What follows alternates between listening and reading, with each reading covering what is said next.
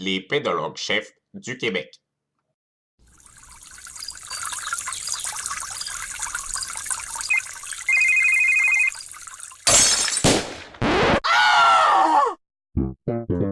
Le sol, d'un point de vue pédologique, est indispensable à la vie humaine. Lorsqu'une ville s'y installe, de grandes perturbations y sont apportées. Ce bouleversement du sol a un impact direct sur l'environnement. C'est pourquoi il est important de se renseigner sur les impacts de nos gestes au niveau des sols forestiers des villes.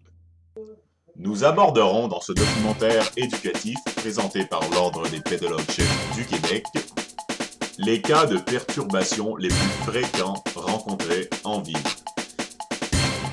Nous aborderons premièrement l'impact des hydrocarbures sur nos sols, pour ensuite venir à l'impact des sels d'entretien hivernal et pour conclure avec l'influence des drainages en milieu urbain. Alors mes amis, ouvrez grand vos oreilles et faites place à l'investigation pédologique.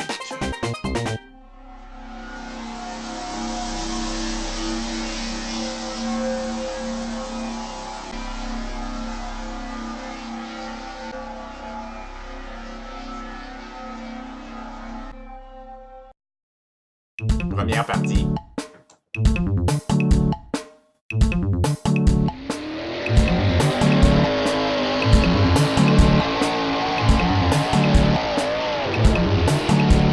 Les hydrocarbures font partie de notre quotidien. Nous pouvons les trouver sous différentes formes, qu'elles soient solides ou liquides. Aujourd'hui, nous porterons une attention plus particulière au pétrole. Afin de mieux tester vos connaissances, nous débuterons avec un quiz éducatif. Selon vous, qu'est-ce qu'un hydrocarbure? Serait-ce A. Un champignon mythique, B. Un avion très rapide pouvant dépasser la vitesse du son, C. Un magazine pour filles, ou bien D. Aucune de ces réponses? Laquelle est la bonne réponse? Si vous avez répondu D, bravo! Les hydrocarbures sont composés organiques contenant exclusivement des atomes de carbone et d'hydrogène. La plupart de ces hydrocarbures sont extraits des sols. Ils sont alors nommés combustibles fossiles. L'essence et les huiles pour voitures sont les principaux usages de ces combustibles. Nous avons tous déjà connu quelqu'un qui possédait une vieille voiture. Celui-ci pourrait vous confirmer, les vieilles voitures perdent leur fluide. Qu'arrive-t-il alors lorsque ces fluides s'échappent? Les huiles sont des matériaux très épais et très imperméables. Donc, lorsque ceux-ci réussissent à s'enfouir sous les sols, elles forment une espèce de pellicule imperméable qui empêche les échanges gazeux et nutritifs des sols, privant ainsi les racines affamées des arbres. Le manque d'oxygène dû à ce phénomène anéantit des milliers d'organismes qui vivent dans les sols. De plus, le déversement de ces hydrocarbures sur les sols entraîne un important changement en ce qui concerne la composition chimique du sol. En effet, celui-ci verra apparaître un surplus de carbone et un déficit en azote. C'est cette modification de la composition du sol ainsi que cette imperméabilité procurée par la pellicule de pétrole qui entraîne la dégradation majeure du sol.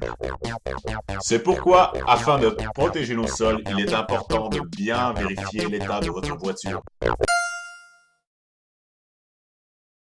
Deuxième partie.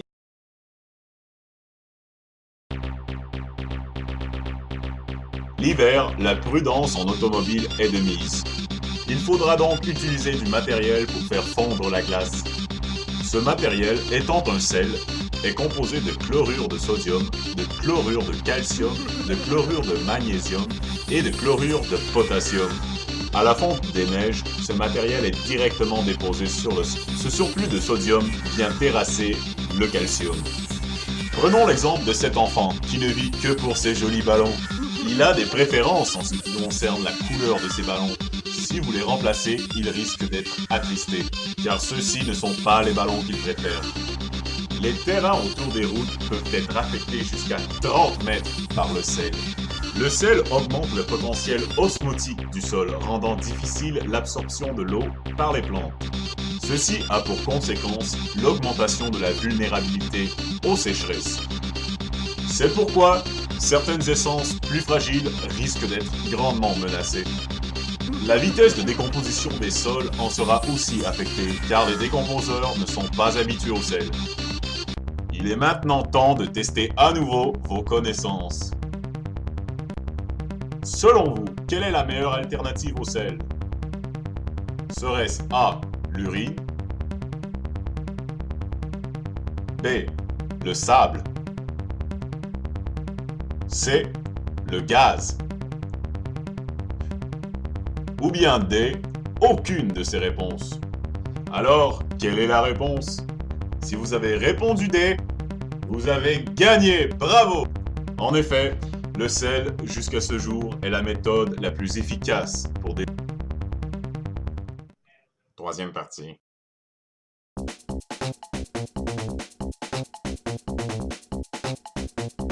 À la construction d'une ville, il est important d'évacuer tous les surplus d'eau afin que le sol puisse rester le plus ferme possible.